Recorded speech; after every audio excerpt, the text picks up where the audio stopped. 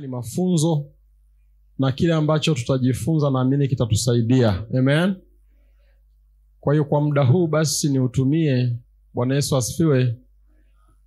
Nimebarikiwa kuona tumetembelewa na mtumishi Pastor Israel kutoka Morogoro. Bwana Yesu asifiwe sana. Na kesho tutakuwa na Pastor Mkinga kutoka Madaba Songea. Haleluya. Kwa hiyo tunabarikiwa kwa sababu nafikiri tumependelewa na sisi na Bwana. Amen. Basi nimkaribishe Pastor Israel kwa dakika chache atusalimie, lakini pia tuna mgeni hapa.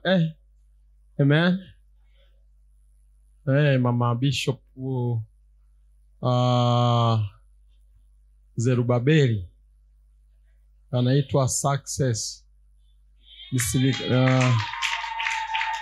Haleluya. Nisikosee jina, atakuja yeye mwenyewe baadaye atasema. Haleluya. Basi Pastor Israel, tumishi, karibu madhabahuni useme neno dogo tusalimia. Naona tunakaribia kwenda kuanza rasmi na kumkabidhi mhubiri wetu kipaza sauti. Haleluya.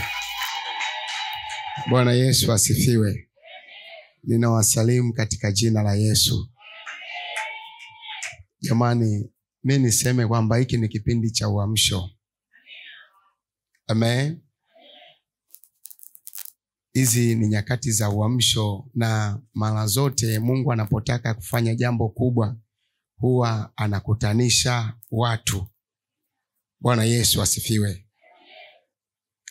Hata katika kitabu cha Matendo ya Mitume, wale mitume baada ya Yesu kuacha walikuwa 11, kwa maana Yuda wa 12 alikuwa ameshajinyonga. Amen. Kwa hiyo wakatafuta mtu wa kujazilizia ili ile timu wafike 12. Biblia inasema katika Matendo ile sura ya 1, alipopatikana mtu wa kuja kujaza kwenye ile timu, haikuchukua muda mrefu sana, ikawa imefika siku ya Pentekoste na wakawa wamejazwa nguvu za Roho Mtakatifu. Kila wakati tunapokuwa tunakutanika watu tofauti, usichukulie mazoea.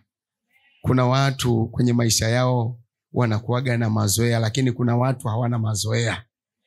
Kwa hiyo mimi nichukue nafasi hii kwamba kipekee na mimi, ingawa ni kongamano la kina mama, lakini nimeheshimu mtumishi wa Mungu aliponiambia, Pastor, tunaomba uwepo. Haleluya.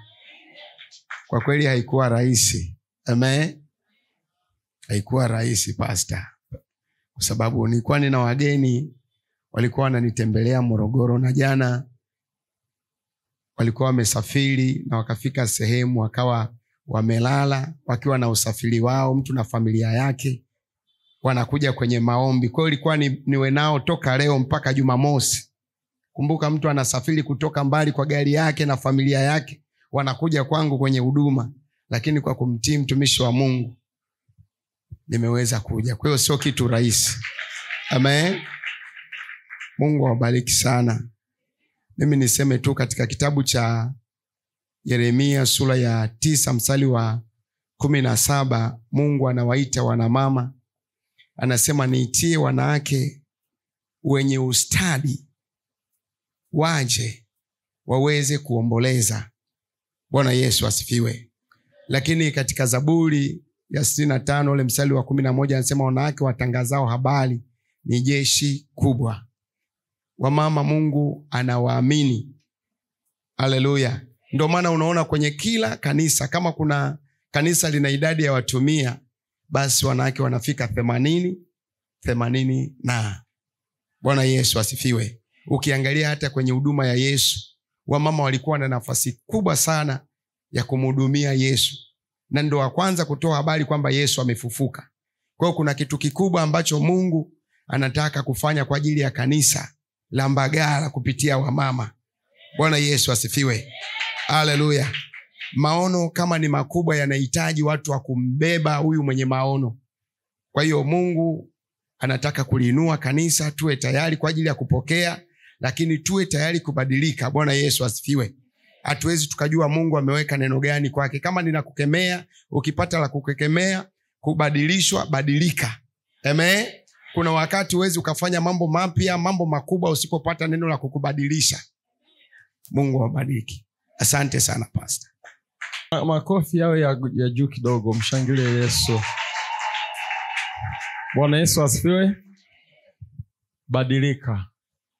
Neno linapokuja linalenga kutusaidia kuweza kubadilishwa, kusaidia. Vyovyote linavyokuja, hebu lichukue sasa na ulitendee kazi. Bwana Yesu asifiwe sana. Ninamshukuru Mungu pia kwa ajili ya mama yetu. Sema amen. Yeye naye atajitambulisha mwenyewe. Haleluya. Bwana Yesu asifiwe. Namshukuru Mungu sana kwa nafasi hii. Tumishi wa Mungu Pastor Alex, Mungu akubariki. Ninashukuru Mungu kwa kusimama mbele yako jioni ya leo. Na ninaamini ninaongea na wanawake wenye malengo. Bwana Yesu asifiwe. Ninajua jambo moja, ya kwamba mwanamke akiamua jambo hakuna kinachomzuia. Huyo ni mwanamke mwenye malengo. Kuna mwanamke mmoja anaitwa Esther. Aliamua kusimama kwa ajili ya taifa lake. Na kila mmoja anajua nini kilitokea. Lakini mwanamke mmoja ninayempenda aliamua kupata mtoto. Anaitwa Hana. Hakuangalia mazingira. Kwa hivyo ninafahamu mwanamke mwenye malengo, yeye hashtuki na hali anayoiona, hababaishwi na mazingira anayoyaona. Akiwa na malengo, hakuna kinachomzuia. Kwa hiyo ninaamini mimi pamoja na wewe ya kwamba hatutazuiliwa katika jina la Yesu. Mimi ninaitwa Success Pondunguru. Ninaabudu katika kanisa linaitwa Alama for Jesus Ministry. Tuko Kimara Stopover. Mungu awabariki sana. Huyu ni kaka yangu. Tumekuwa wote kwenye huduma kwa Mama Teresia, na huyu Pastor Israel pia ni ndugu yangu. Kwa ninamtukuza Mungu, niko nyumbani. Mungu awabariki.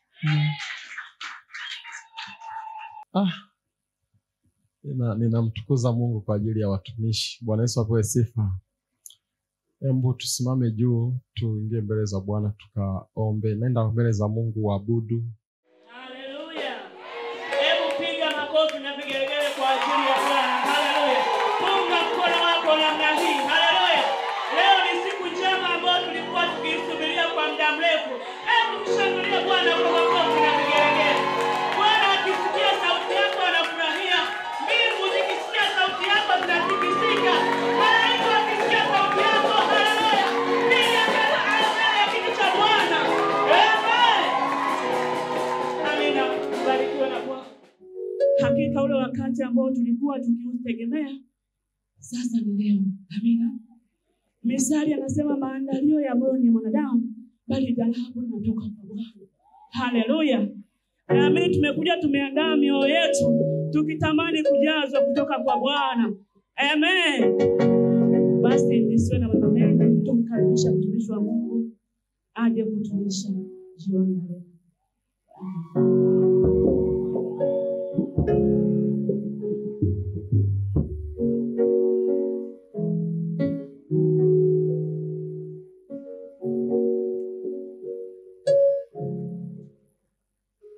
Bwana Yesu asifiwe.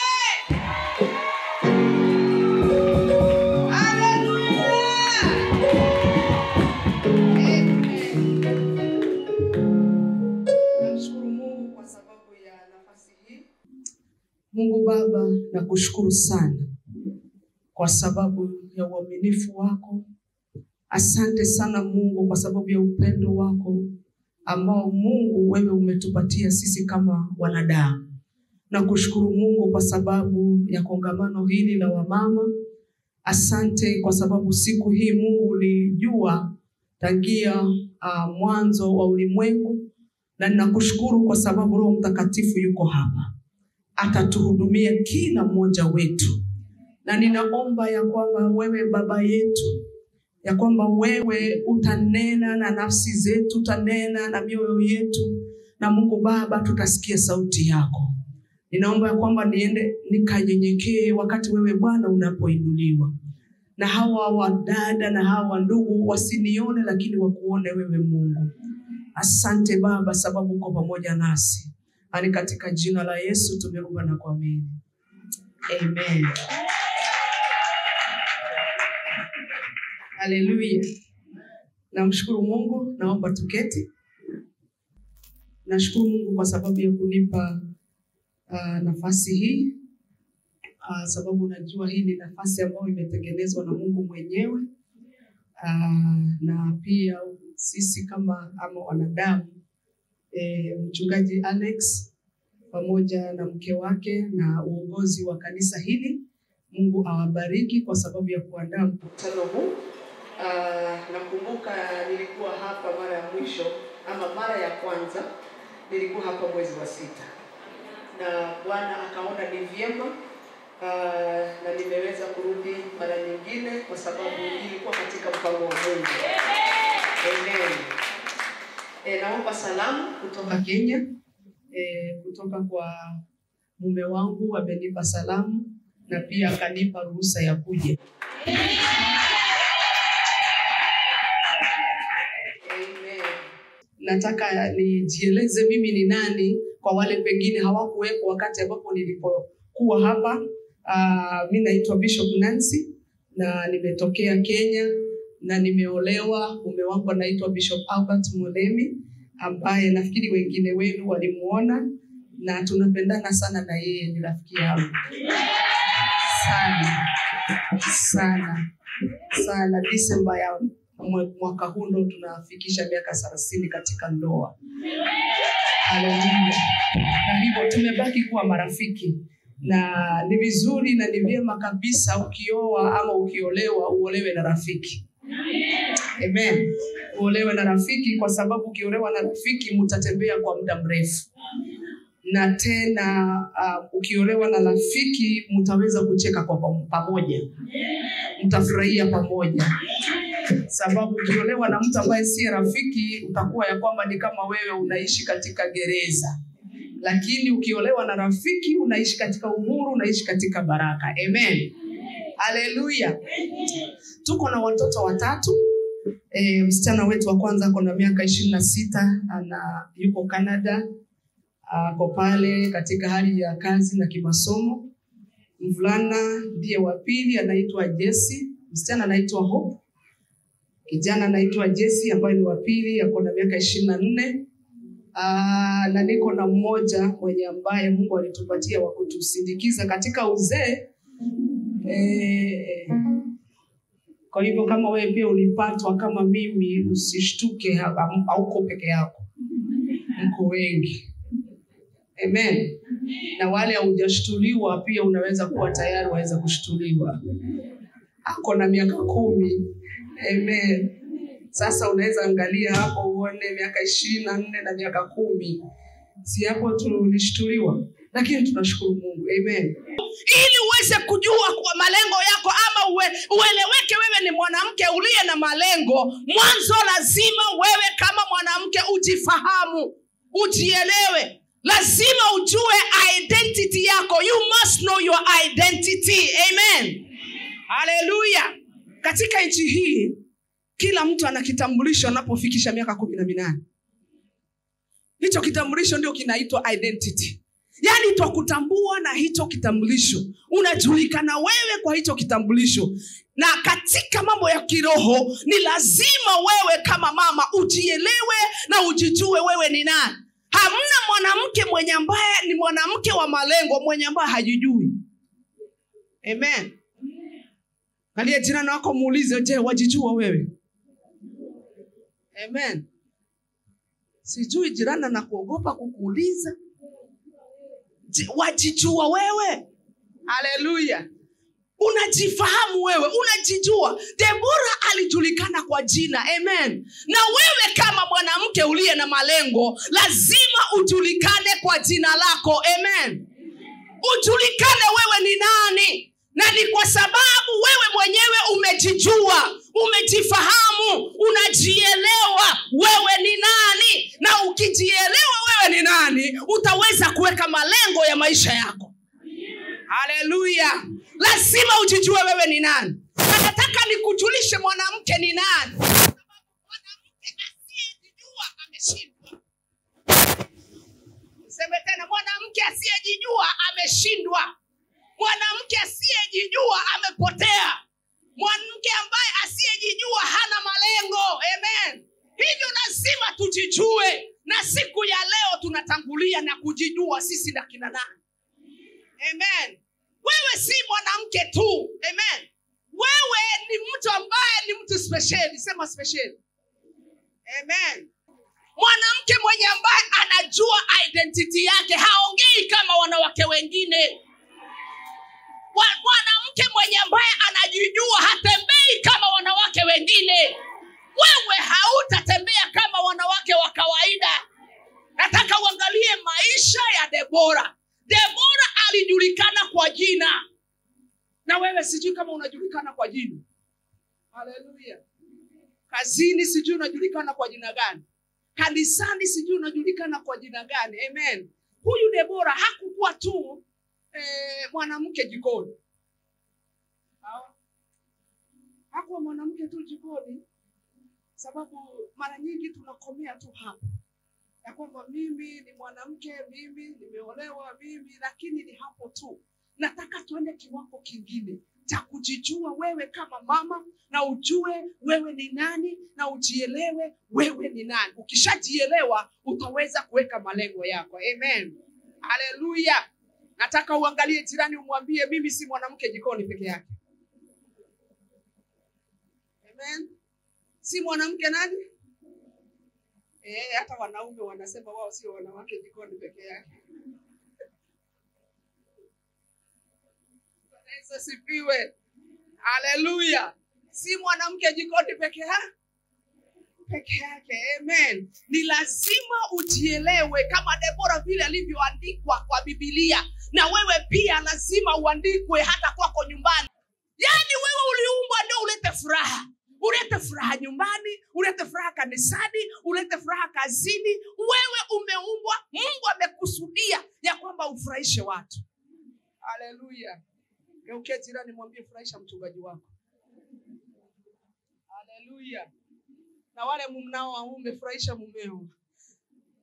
Amen. Alipoumbwa, yani hakuna kitu ambacho kilichompendeza yule mwanaume. Biblia inasema ya kwamba akaona ya kwamba hajafurahia, anaishi katika upweke. Hiyo inamaanisha ya kwamba identity yako wewe kama mwanamke, ulikuja wewe ulete furaha katika dunia hii. Haleluya. Na lazima wewe ukiwa mahali ambapo utakapokuwa, lazima kuwe na amani. Lazima kuwe na furaha. Leta furaha mama, leta furaha kanisani, leta furaha kazini. Amen. Mwanamume alipomwangalia yule mke akasema, yeye ni mfupa ya mifupa zangu, na yeye ni nyama ya nyama zangu. Bwana Yesu asifiwe. Hiyo inamaanishaje? Inamaanisha ya kwamba wewe ndiye ulitoka kwa mwanaume, ndio, na umetoka kwa umbavu, lakini ukai kama umbavu. Amen. Umeumbwa ukatengenezwa ukawa sawa. Amen. You are the beauty of God. Amen. Nimekuja kuzungumzia mwanamke mwenye ambaye anajiona yeye ni duni, mwanamke mwenye ambaye anaona hawezi. Nimekuja kukwambia kwamba hata kama unakaa namna gani, mweusi kama makaa, mweupe kama theluji, wewe unapendeza. Haleluya. Wewe unafanya nini? Wewe unapendeza. Na ni lazima mwanamke aliye na malengo ukae kama mwanamke mwenye ambaye anapendeza. Haleluya. Hivyo inamaanisha kwamba wanawake tusijisahau.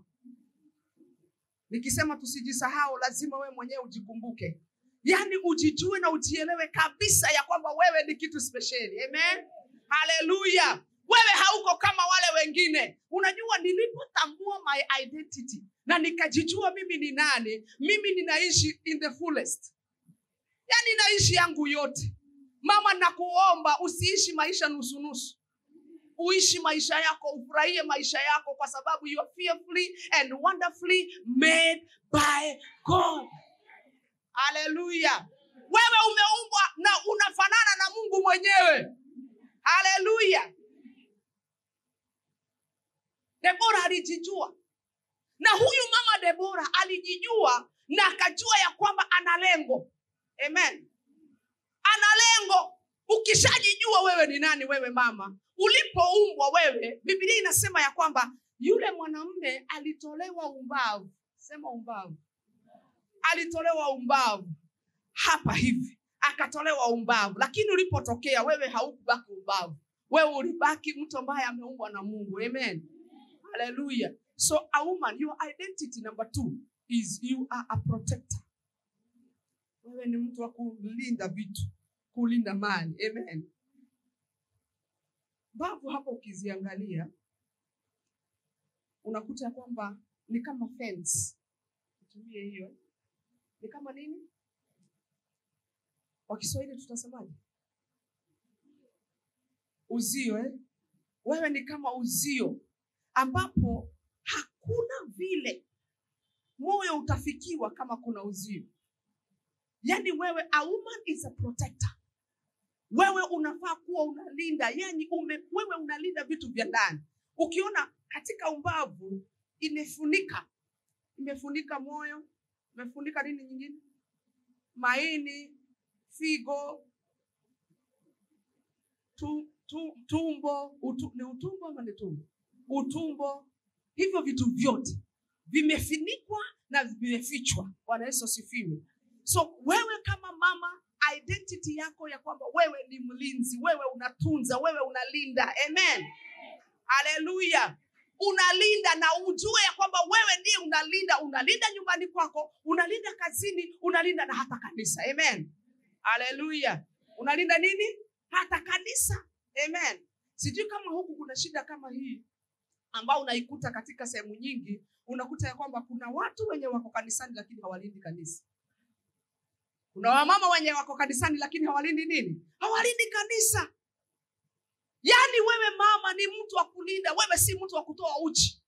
Wewe si wa kufanya watu wengine waonekane uchi wao. Wewe ni mtu wa kulinda. Amen. Lazima utunze, lazima ulinde na watoto, ulinde na kanisa, ulinde na mchungaji. Amen. Ulinde na mchungaji wako, ulinde na mume wako. Hallelujah. So mwanamke ni mtu ambaye anaitwa mlinzi. Lazima ulinde kile ambacho kimewekwa ndani yako. Ulinde hata wewe mwenyewe ujilinde. Amen. Hallelujah. Nikisema ujilinde wewe mwenyewe ni kwa sababu najua kuna watu wapo lakini kazi yao ni kuharibu wengine. Mimi nina kanisa na nimejionea kanisani. Unakuta ya kwamba mtu yuko kanisani lakini kazi yake ni kuharibu wengine. Niseme tena. Sababu najua kanisa la Tanzania ni kama kanisa la Kenya. Ya kwamba watu wengine ni kuharibu wengine. Wengine ni kuchochea wengine. Hallelujah. Wengine ni kuvuta wengine nyuma. Lakini wewe kama mama mwenye ambaye una malengo lazima uwe mama wa kulinda. Amen. Kile ambacho Mungu ameweka mbele yako, iwe ni mchungaji, iwe ni kanisa, iwe ni watoto, iwe ni mume, lazima uwe wa kulinda. Amen. So a woman is a protector. Amen. In the book of Exodus, katika kitabu cha Kutoka, mlango wa 2, mstari wa 3. Kuna mmoja hapo tunamuona ambaye anaitwa Miriam. Miriam alikuwa ama aliokoa maisha ya Musa. Musa alipotupwa na akawekwa pale kwa mto pale. Yule mtu ambaye alikuwa karibu kulinda Musa ilikuwa ni Miriam. Biblia inasema ya kwamba aliketi pale mpaka wakati binti wa Farao alipokuja na akaona yule mtoto na akampenda. Biblia inasema ya kwamba alipomchukua yule mtoto, mtu aliyetokea kuongea ni yule Miriam. Na akasema ya kwamba naweza kukusaidia. Naweza kukutafutia mtu wa kulinda huyu mtoto. Hii inamaanisha ya kwamba wanawake, identity yenu ni kwamba nyinyi you are life savers. Mnaokoa maisha.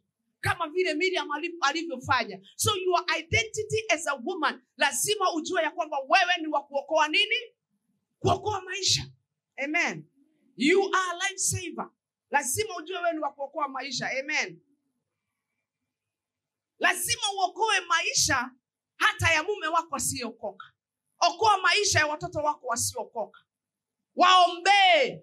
Hiyo ya protector ni Genesis chapter 2 and verse 23. Another identity nyingine ya mwanamke ni influencers, washawishi. Identity ya mwanamke mwingine namba 3 ni mshawishi. Amen.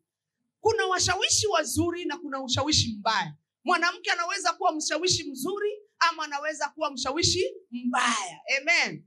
Mwanamke aliye mwanamke wa malengo ama wanawake wa malengo si wanawake wa ushawishi mbaya. Nikizungumza hivi unaweza kuangalia katika maisha na uone kuna watu ambao ni washawishi wabaya.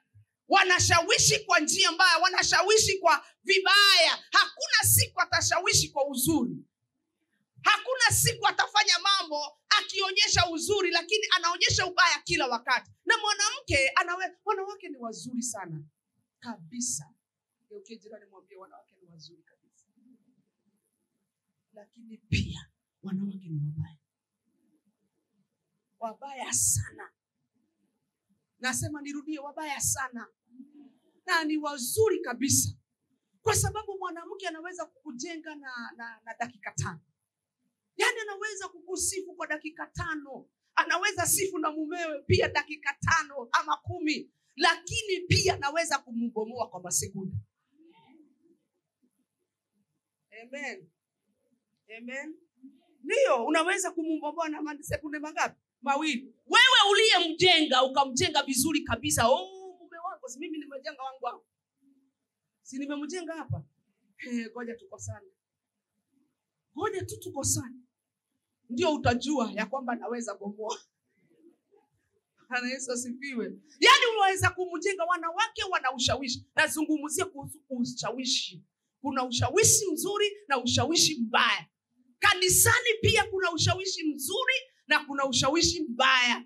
Kazini unaweza kupata washawishi wazuri na washawishi wabaya. Amen. Hivyo mwanamke aliye wa malengo lazima uwe wa ushawishi mzuri. Kiswahili nayo ni ngumu. Lakini najaribu, si kweli? Si najaribu. Sasa unaweza nipigia makofi tu. Lazima uwe mwanamke wa ushawishi mzuri. Na wewe identity yako ama kujulikana kwako ujulikane kwa ushawishi mzuri. Amen. Yaani ushawishi wenye ambao unaleta faida. Usimbomoe huyo mume hata kama mmekosana. Usibomoe huyo mchungaji hata kama hujafurahia. Haleluya. Usibomoe watoto wako hata kama haujafurahia nao. Amen. Lazima uwe mwanamke wa malengo. Malengo yako ni kwa sababu wewe ni mshawishi mzuri. Amen. Haleluya. Hata kutembea wewe mama usitembee na washawishi wabaya. Nasema wewe mama usitembee na washawishi wabaya. Wewe mama wa malengo lazima ujitenge na washawishi wabaya. Amen. Ujitenge na washawishi wabaya. Amen. Usiwe rafiki na yule ambaye ni mshawishi mbaya. Matangazo inakuja hapa. Haya, Bwana Yesu asifiwe. Bwana Yesu asifiwe. Nawasomea matangazo leo. Mimi naitwa fulani fulani. Baada ya ibada mchungaji anasema wadada wote watabaki kwa sababu akona mkutano nao. Sasa umeketi na mshawishi mbaya. Mshawishi mbaya anakuuliza, wewe utabaki. Umeketi pale kwa kiti anakuuliza wewe utabaki. Anakuuliza wewe utabaki. Naye anasema sioni kama nitabaki. Wamo kanisani. Wamo kanisani. Sioni kama nitabaki. Kwa sababu najua wanataka kuitisha pesa ya mjengo.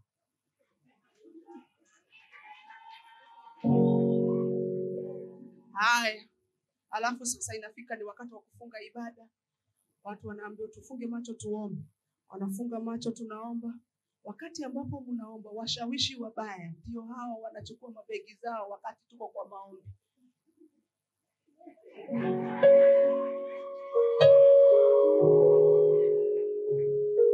Wamefanya nini? Wameondoka.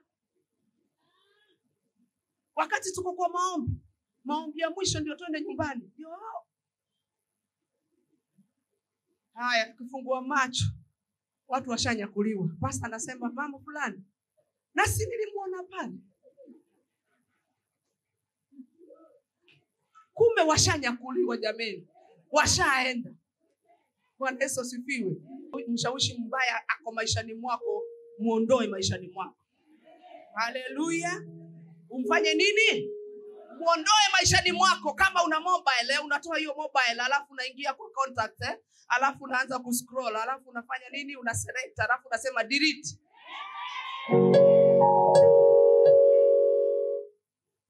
Lazima uwe mwanamke anayeshauri watu vizuri, ushawishi mzuri. Amen. Haleluya. Watu wakisema tunaenda huku, tunaenda zote. Amen. Si ya kwamba wengine tunaenda huku, wengine wanaenda huku. Amen. Bwana Yesu asifiwe. Tukisema tunaenda huku, tuende zote. Usibaki. Mwambie jirani kubaki si vizuri. Amen. Hebu angalia matokeo ya Daudi alipobaki nyumbani. Alipobaki nyumbani, ilifanyika nini Daudi?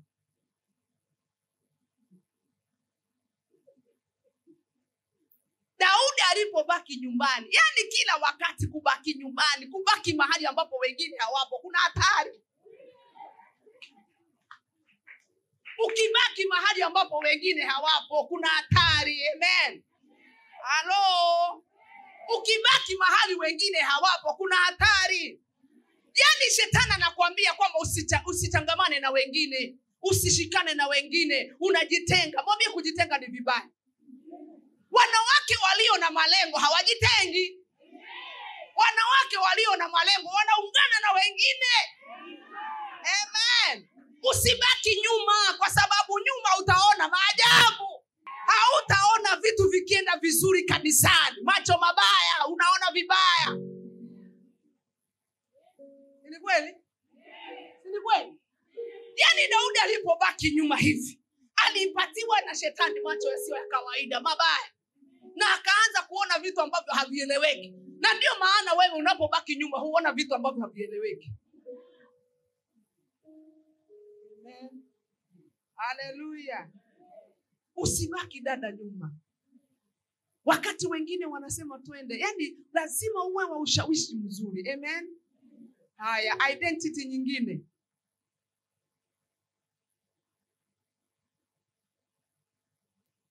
Wewe unafaa. Sema mimi ninafaa. Amen. Katika kitabu hicho cha Mwanzo mlango wa 2 mstari wa 18, pale mahali ambapo Bwana Mungu alipokuwa naumba akasema, it is not good for a man to be alone. I am going to make him a helper who is suitable for him. Amen. Kwa hivyo wewe ni mtu unaitwa suitable. Amen. Sasa ukirudi nyumbani useme umebadilisha jina, unaitwa suitable. Hilo ndio umepata kitambulisho mpya. Kitambulisho mpya chako kimeandikwa nani? Suitable. Ya kwamba wewe unafaa. Amen. Wewe unafaa. Yani haupo pale ambapo upo kiajali. Yani Mungu alikusudia ya kwamba wewe unatoshea pale. Amen. Ya kwamba wewe you are suitable, unatoshea pale, unafaa. Amen. Hata hapa kanisani wewe unafaa. Nyumbani wewe unafaa. Amen. Mimi nilipoolewa, nimeolewa, mimi ni mtu naongea lugha tofauti, mume wangu anaongea lugha tofauti. Na ile Gabira anatoka yeye na mimi, siku zile za zamani hizo Gabira hazikuwa zinaoana. Ilikuwa yani ni kama ambao sijui ni nini. Ni kama makosa makubwa sana. Lakini kwa sababu mimi nilijua nilikuwa nataka kuolewa, niliamua nikiingia pale pasta sitoki. Na mwanamke ulio na malengo haufai kutoka. Sisi kama tunaelewana? Mwanamke uliye na malengo haufai kutoka. Amen. Na nimekuja kukuhudumia wewe na kukuhubiria na kukutolea unabii leo ya kwamba kama ulikuwa unataka kwenda usiende. Yani ukae pale. Kama utatolewa pale walete katapira ndio wakutoa. Yani umee huko, uishi huko. Amen. Mwambie huyo jirani hiyo tabia ya kwenda ukirudi uko na shida wewe. Amen. Hallelujah. Yaani kama ni kuolewa, olewa kabisa. Hallelujah. Kama ni kuishi, ishi kabisa. Na usitoke pale. Mimi nilisema kama nitatoka ni wao watoke, Waluya waniwache mimi. Bwana Yesu asifiwe. Yaani wakuache yeye, kama mtu ataenda aende yeye. Lakini mimi sitoki. Kwa sababu basta niko na watoto, mmoja wa kwanza, wa pili, wa tatu. Sasa natoka niende wapi? Kwetu sitatoshe. Ama si kweli mami? Utoshei kwenu wewe. Utoshei kwenu. Kabisa hautoshei. Kwa sababu sasa wewe uko na matrela ambazo umevuta na wataka kurudi kwenu. Wewe haujui hiyo kurudi kwenda inakuanga ni hasara. Hujawahi keti ufanye hesabu, hata nikufanyie hesabu leo. Ana Yesu asifiwe. Nikufanyie hesabu. Hebu mgeukie huyo jirani mwambie sisi wadada wa kuokoka hatuendi tukirudi.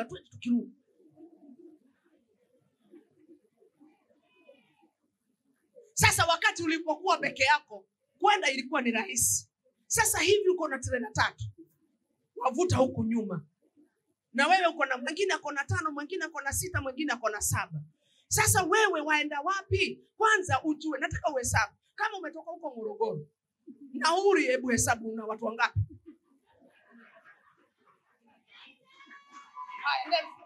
13,000 kwenda Morogoro kwa mtu mmoja, na uko na trela zako 7.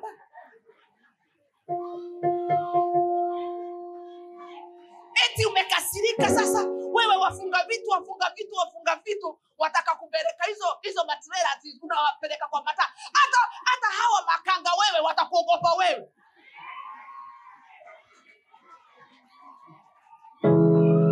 Bwana Yesu asifiwe. Yaani hata watu wa magari hawa, hata bajaji hamtoshei nyinyi. Sasa keti chini wewe mama wa malengo uone ni hasara. Hiyo ni hasara. Na ukienda kule ukikaa wiki moja, mama anakuuliza warudi lini?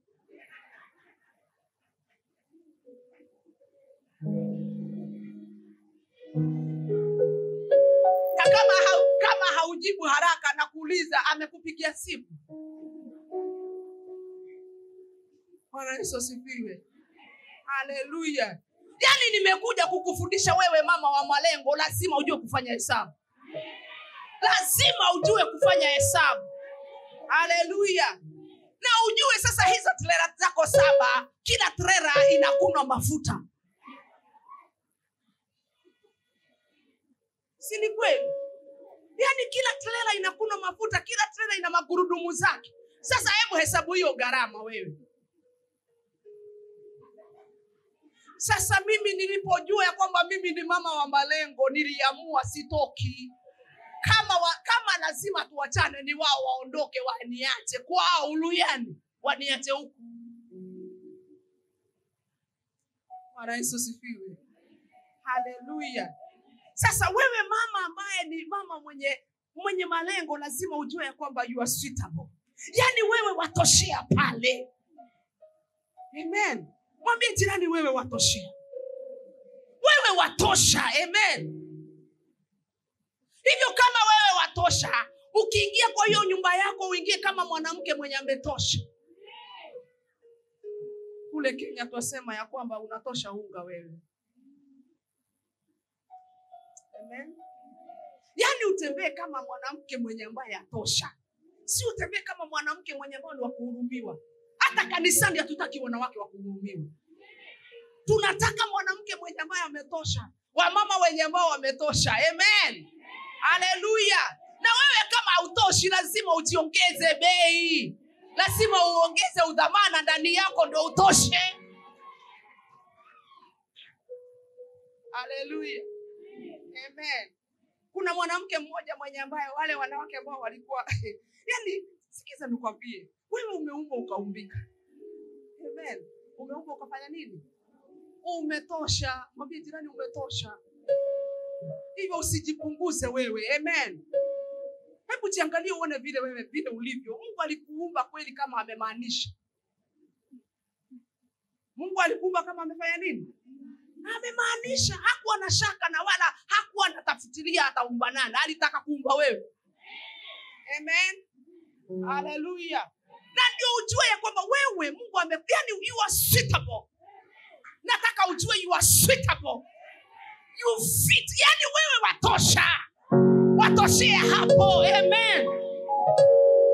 Hallelujah. Wewe watosha. Hebu angalia vile wewe watosha. Hebu jiangalie. Yani sikiza nikwambie. Unajua mwanaume alipoumbwa, yani Mungu hakuwa na shughuli. Yani Mungu alichukua tu akaona wacha niumbe. Akachukua mchanga, akachukua ule udongo, umejaa kila aina ya uchafu. Yani kila aina ya uchafu imo pale ndani. Akachukua ule udongo akachanganya na maji.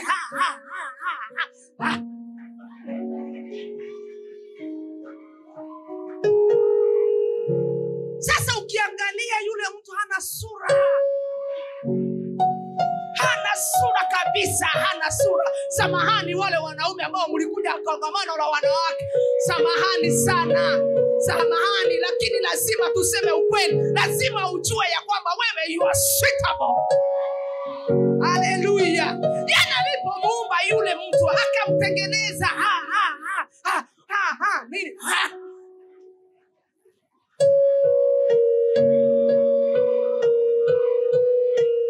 Na ndio maana ukimwangalia mwanaume akienda kule ama akienda huko ama wherever umuone kule kwa umbali, huwezi jua kama anakuja ama yuaenda.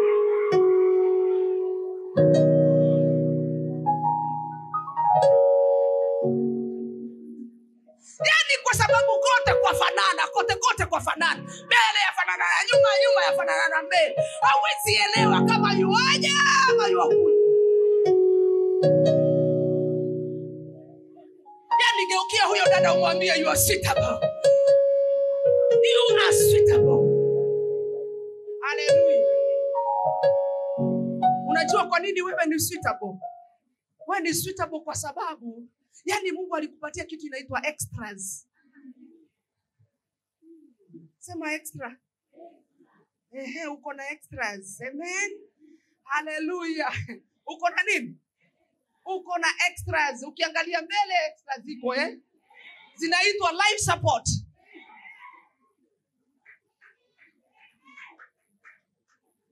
Ama sio life support? Pastor Isaac.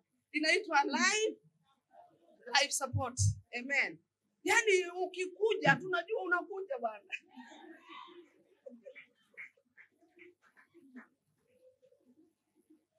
Kwa sababu life support ishatangulia. Amen. Pia Mungu akakuumba akakutengeneza vyema kabisa. Ukiangalia huku uko sawa.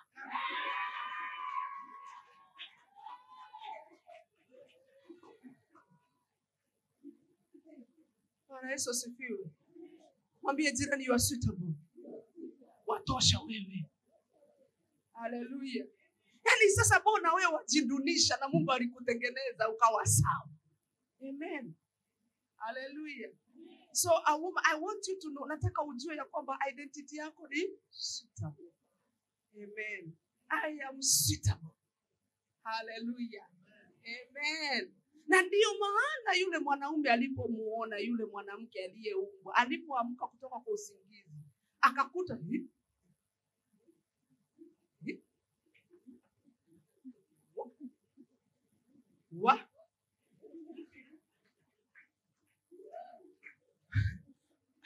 kama yule mwanaume alikuwa Mnigeria anasema Jesus.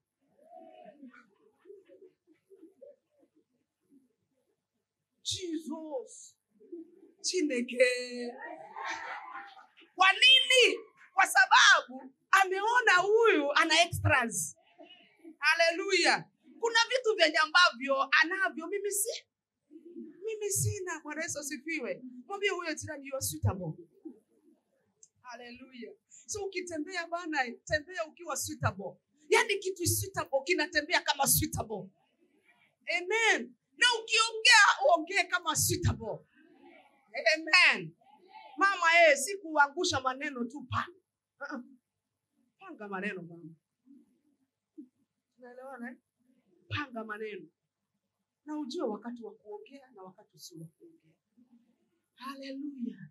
Unajua wanawake wameumbwa kuongea maneno 2500 kwa siku. 2500 words mwanamke aongee kwa siku moja. Huo ndio utafiti ambao umefanywa na wasomi, ya kwamba 2000 words kwa siku moja, 2500 aongee kwa siku moja. Kwa hivyo pastor, kuanzia leo tusamehe.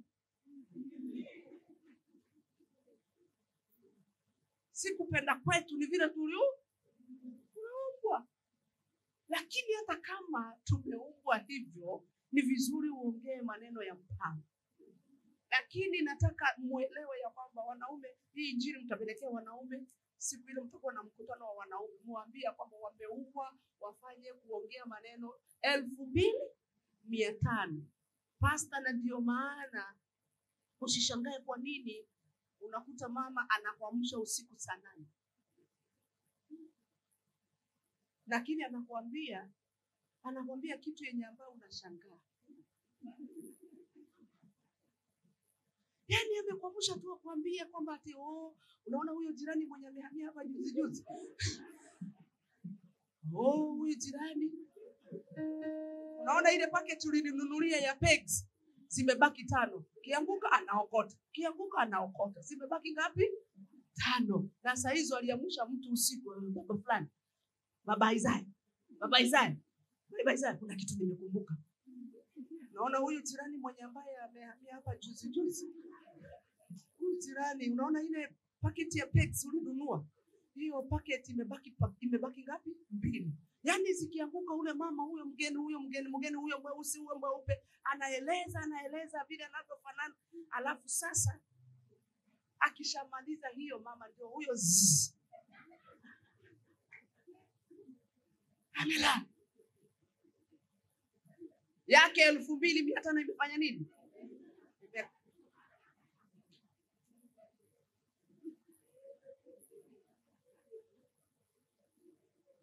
Bwana Yesu asifiwe. Haleluya. Lakini lazima uwe mama mwenye ako na lengo. Usiongee tu uongee. Amen. Yaani kuna vitu vyenye haya ingine ambayo inafanyika. Nataka niyaseme kwa sababu haya ni maisha ya kawaida pastor. Niyaseme kwa sababu tunaweza kuwa tumejaa roho kabisa. Lakini tukifika nyumbani,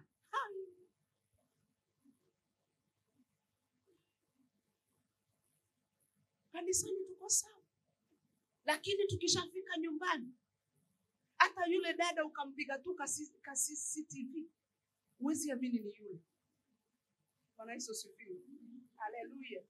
Yaani panga maneno yako wewe mama. Baba akija, muangalie kwanza, msome uso, muone yeye ako vipi. Si kumwangushia tu maneno, mtoto amechomeka tumbo, Yaani baba ameingia pale, hajakula, hajakunywa, yuko tu pale mlangoni, umemfungulia tu. Hata nilikuwa nauliza utafika saa ngapi? Nikwambie, sijui landlord amesema atafunga nyumba na kifuri 3.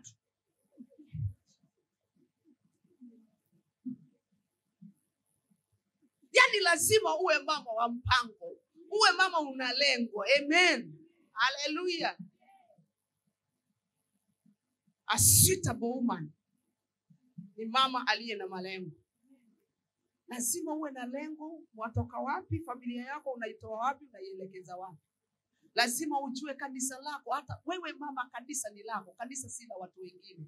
Biblia inasema, nafikiri ni Methali, sikumbuki ni ngapi, nasema hivi ya kwamba mwanamke mwerevu hujenga nyumba yake na yule mpumbavu hubomoa. Amen. Sasa huyu mwerevu ni mtu wa malengo. Lakini yule ambaye anayebomoa hana lengo. You must be suitable. Amen. Uwe mwanamke mwenye ambaye unatosha kila mahali. Unatosha. Hallelujah. Kuna ingine hapa inanifurahisha.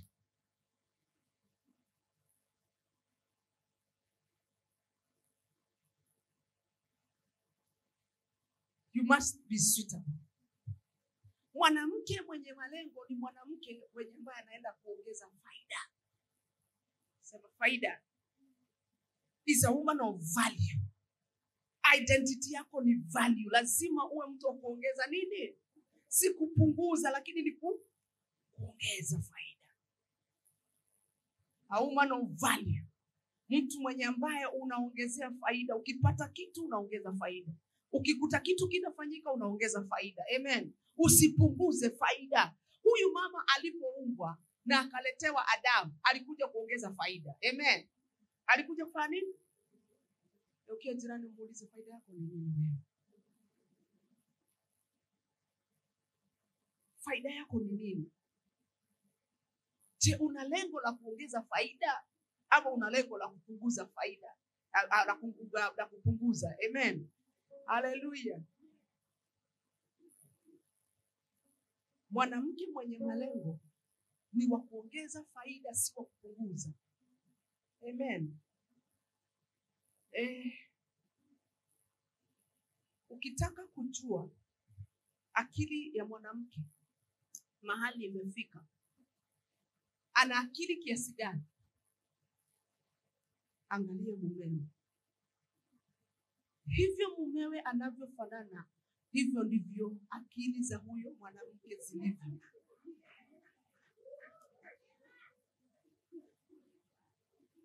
Ukitaka kujua kiwango cha akili cha mwanamke, angalia mumewe. Hivyo mwanaume anavyofanana, hivyo ndivyo akili za huyo mama zinafanana. Amen.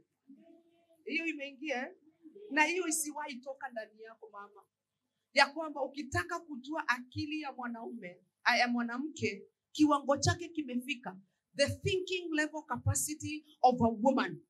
If you want to know the thinking level capacity ya mwanamke, angalia mumewe, pia angalia watoto wake.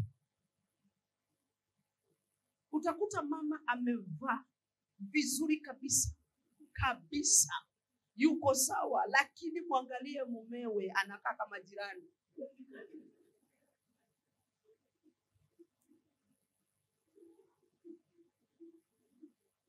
Asikia baba ye mwenyewe anakaa kama nani?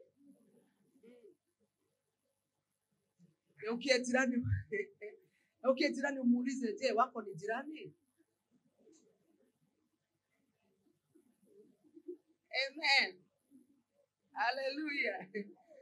Yani nasema hivi, vile unavyofanana lazima pia na wako wafanane vile, ama awe zaidi.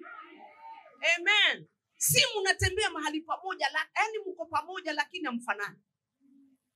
Hata watoto hawafanani na wewe. Amen. Yani wewe mama lazima uongeze faida kwa hawa, udhamana kwa wao.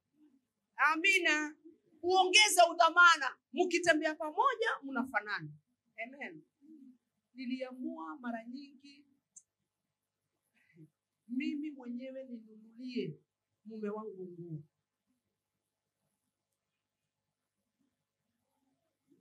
Sijui niseme nisiseme. Niseme. Haleluya. Hii nayo nitasema. Yani utakuta wanatembea wako vizuri kabisa, ukiwaona wana masuti wewe. Wamevaa masuti, wamevaa vizuri. Lakini ukienda uangalie tule twingine tudogo tu ndani bwana mashimo. Na mama yuko sawa. Kwa sababu hawa watu hawaendi kuzinunua wao. Wewe mama ndio unafaa kwenda kuzinunua, uongeze faida. Sasa unakosa kupiga makofi kwa sababu unajua ufanye.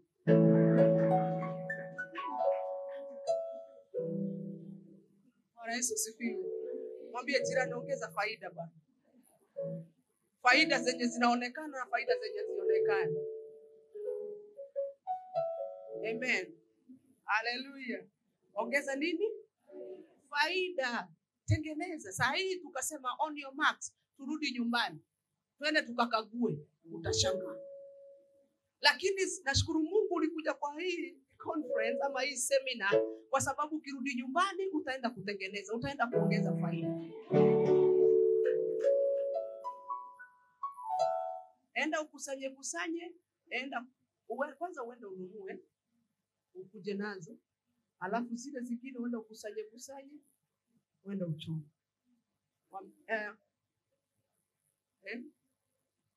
Hawaelewi. Unajua shida ninayo si ati sitaki kueleza, lakini nikiangalia upande mwingine ninaona tuko na vifaranga.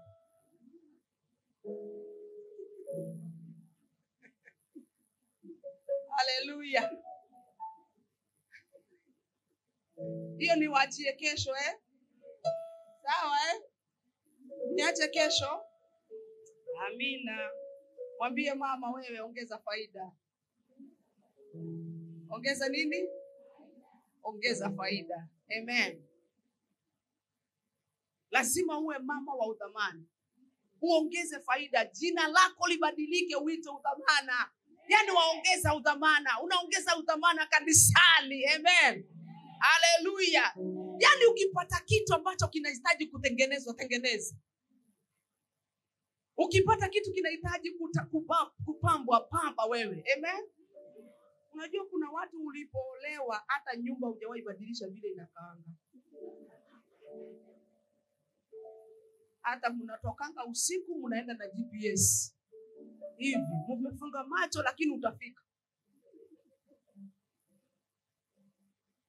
Sisi kama mnanielewa. Yaani unaenda hivi lakini utafanya nini? Utafika. Inabidi wakati mwingine hizo vitu badilisha. Yule baba akiingia yaani ubadilike. Baba weka udhamana kwa nyumba yako tafadhali. Eka udhamana pale kwa nyumba. Akiingia kwa hiyo nyumba atafikiria ni kwa wenyewe. Kumbe ni kwake, kwa sababu umebadilisha. Yaani tangu uolewe sasa hujawahi badilisha kitu. Anaketi tu pale. Akiingia hata kama hakuna stima atafika tu hata bedroom. Hawezi potea. Kwa sababu hicho ni kitu ambacho kimeishi miaka yote pale. Hakuna kubadilisha kitu, unabadilisha pale. Sasa wewe mama ambaye uliye na mama wa malengo, lazima ubadilishe vitu. Amen. Lazima ufanye nini? Kwanza hii kongamano likiisha na watuma nyumbani, nitawapatia homework nitakuja kuimaka wakati mwingine. Ambapo yani lazima mwende mbadilishe mambo. Yani lazima ubadilishe mambo kama ilikuwa inaishi hapa miaka yote. Ibadilishe, peleka pale. Sema amen. Haleluya. Ili hata na yeye akija akute ambapo my wife. Hata kama hajawahi ongea Kizungu, hiyo siku ataongea Kizungu. Bwana Yesu asifiwe. Yaani wewe jina lako libadilike, uitwe udhamana. Yaani wewe waongeza udhamana. Kanisani ongeza udhamana. Amen. Haleluya. Usigoje uambiwe vitu ndivyo uvifanye. Angalia uone ni nini ambacho inahitajika pale na wewe ufanye. Amen. Haleluya. Jitume, mwambie uwe mama wa kujituma. Usitumwe, wewe jitume. Amen. Mama wa udhamana ambaye anaongeza udhamana. Mama mwenye ambaye anaongeza faida kwa nyumba yake. Ununue vikombe. Sawa Ongeza udhamana. Yaani mimi kuna watu nimeona, yaani mtu hataki kuongeza udhamana ni kwa sababu ni kama yeye sasa hajawahi amini ya kwamba alifika kule alikuwa anaenda. Wengine sijui kama hiyo tabia iko huku, unakuta ya kwamba yeye anasaidia kwao, hasaidii kwake. Ipo. Yaani unaona mtu anasaidia yeye, anasaidia kwao lakini hasaidii kwake. Amen. Wacha niwapatie ushuhuda. Tulifika mahali tukaamua kununua kiwanja na mume wangu. Nikawa nimempeleka mahali ambapo anaweza kupata pesa kidogo. Na ilikuwa ni mkutano wa wanawake. Yaani wanawake ndio wanakusanyika, wanafanyika watu mnafanya pamoja, kuwekeza pesa pamoja. Sijui kama hivyo vitu viko hapa, mnaweka pesa pamoja. Unaziita nini? Vikopa. Sasa mimi tukatengeneza hizo vikopa, tukawa wanawake kama hivyo. Zinaitwa hivyo? Koba. Sasa hizo vikoba tukatengeneza moja, ikawa wanawake wengi, tuko wengi kama sijui 15 hivi. Sasa mimi nikapewa pesa, nikaanza kufanya vitu kidogo kidogo. Mume wangu akaona zile vitu ambavyo navifanya. Naongeza faida, sema kuongeza faida. naongeza faida. Alipoona vile akaniambia niingize kwa hiyo mikoba hiyo, niingize pale. Sasa tukawa wanawake kama wanawake 15 na mwanaume mmoja.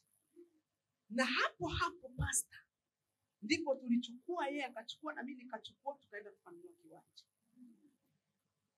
Tuliponunua kiwanja tukaanza kujenga. Tukajenga hivyo mimi na yeye. Tukajenga vile. Tukasema na sasa ile nyumba tumejenga, hivi vitu vyenye tuko navyo hapa tuvikipeleka kule kwa hiyo nyumba mpya zitakaa kama museum. Yaani vitakaa kama ni nyumba ya maonyesho, vitu vya zamani na nyumba mpya. Sasa itabidi sijui wazungu ndio wakuje waone hii maonyesho. Tukakubaliana hatutahama na hivyo vitu. Sasa kila mtu ukienda ukipata kitu unanunua kipya tunapeleka kule. Pata kitu unanunua mpya napeleka kule. Sasa siku moja nikafikiria, na tukifika mahali mume wangu ndiye alisema, akasema akifundisha wakati mmoja, sikuelewa kwa nini akasema hivyo. Akasema mimi huyu mke wangu akiniambia ataniacha na nikute anafunga vitu anaenda, mimi nitamwambia nitagoja watoe vitu, alafu mahali ataenda kuketi pale mbele, hapo napo ndio mimi nitafanya, hapo ndio nitafanya mketi. Kwa sababu gani? Tukiamua ni mtu achukue vitu vyake, kila mtu utakuta ya kwamba yule mama mwenye ambaye anajua ya kwamba kuna udhamana anaweka ama anawekeza, nyumba itakuwa empty. Lakini kuna mama mwenye ambaye akiambiwa aondoke, anaondoka hivyo tu vile alivyokuja. Sasa nataka wewe mama uongeze udhamana kiasi ya kwamba akifikiria kukwambia ondoka na vitu vyako, hata yeye utambeba.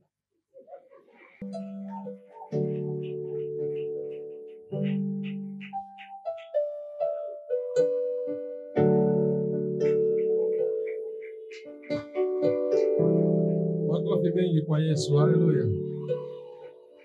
Bwana Yesu asifiwe. Haleluya. Haya ni mafunzo, haya ni mafundisho, na naomba niwasaidie kuelewa hichi kitu. Yachukue, kayafanyie kazi. Sawa eh? Hilo nimepata ufunuo mkubwa sana. Kwamba kumbe watu ambao waga hawajulikani kama wanaenda wanakuja.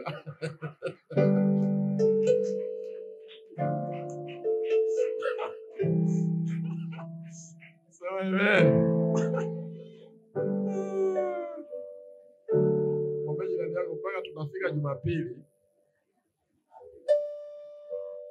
tutatuma wazee wa kanisa kukagua kama nyumbani kule mazingira yanafanya vizuri.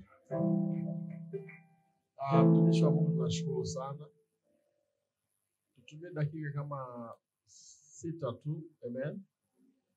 Tuombe familia zetu, ndoa zetu, alafu tutatawanyika mapema. Tumisha kapumzike mapema. Kesho yuko hapa, sema amen. Nifanyie kazi. Wewe uko single, then unatela nyumba huku unatela 4. Unawaza kusema nyumbani ninarudi kwetu. Kwani wapi? Hapana, lazima mambo yakae vizuri.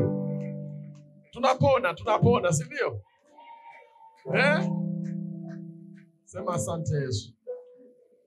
Basi niombe chombo cha sadaka hapa, kama wengine wanapenda kutolea sadaka Mungu, si ndio jamani? Tutolee Mungu sadaka. Tutakuwa na dakika chache sana, kama 5 au 6, tukaombee familia zetu na mambo mengi. Amen. Ukitaka kujua kichwa ya mwanaume ikoje, angalia. Ukitaka kujua kichwa ya mwanamke ikoje, angalia mume wake, sawa eh? Kwa asifiwe. Angalia mume wake. Na ukitaka kuangalia kichwa ya mwanamke vizuri ikoje, angalia watoto. Nyie wenyewe mnakubali, sehemu kubwa mlezi wa watoto huwa ni mama. So naomba nikazie kwamba acha kujichukulia simple. Alafu naomba niwatoe hapa, mimi napenda ukweli niuongee. Kuwa wa kiroho sio kuwa mjinga. Tafuta maarifa, jiongeze, fanya vitu kwa akili. Hata Biblia imesema katika Wakorintho wa kwanza 15:34 anasema tumieni akili kama ipasavyo. Akili tunapaswa kuitumia. Mahali pa kutumia akili tumia. Wewe tayari una materala manne huko nyuma. Sasa unayafungasha nayo unampelekea baba yako nyumbani au mama yako. Koma. Nimesema nimeelewa. Mwambie jirani sasa aondoke mtu. Cha mwisho, nenda kajiwekeze vizuri. Siku akikwambia ondoka, wa kwanza kubeba awe yeye. Kwa hiyo Mungu awabariki sana kwa kunisikiliza.